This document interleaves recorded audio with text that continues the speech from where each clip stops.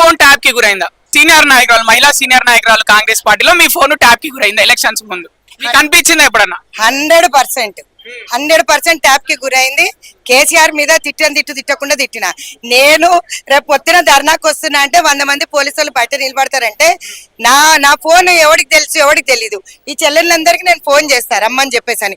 నాకన్నా ముందు పోలీసు ఎట్లా వస్తుంది? అర్థం కాదా? ఇక్కడ కాదు, నేను బీజేపీ ఆఫీస్కి వస్తున్నాను నేను ఫోన్ లో అన్నాను అనుకో, బీజేపీ ఆఫీస్ ముందట నాకన్నా ముందు 200 మంది పోలీసు వాళ్ళు ఉంటారు.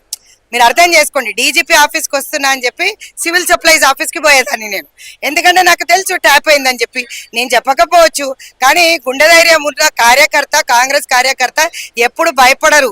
ఈ రక్తంలో బ్లడ్ కాంగ్రెస్ ఉంటది కాబట్టి ఎవ్వడికి భయపడరు. కాబట్టి కొట్లాడుతూనే ఉంటాం. కేసీఆర్ ఎంత ట్యాప్ చేసినా పోయినా లేదా, డీజీపీ ఆఫీస్ ప్రగతి భవన్ లో దూరినా లేదా, సెక్రటేరియట్ దగ్గరికి పోయినా లేదా, బీజేపీ ఆఫీస్ కి పోయినా లేదా, మా గట్స్ అంతే. కాంగ్రెస్ రక్తంలో అది ఉంటది, ఉడుకుతుంటది బ్లడ్. ఏ రోజు కూడా బిఆర్ఎస్ లాగా గోడలు దుంకి పోయేటోళ్ళం కాదు.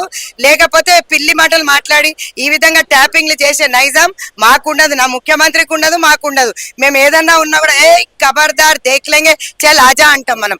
ఆ లెవెల్లో ఉంటది కాంగ్రెస్ పార్టీ కార్యకర్త అంటే.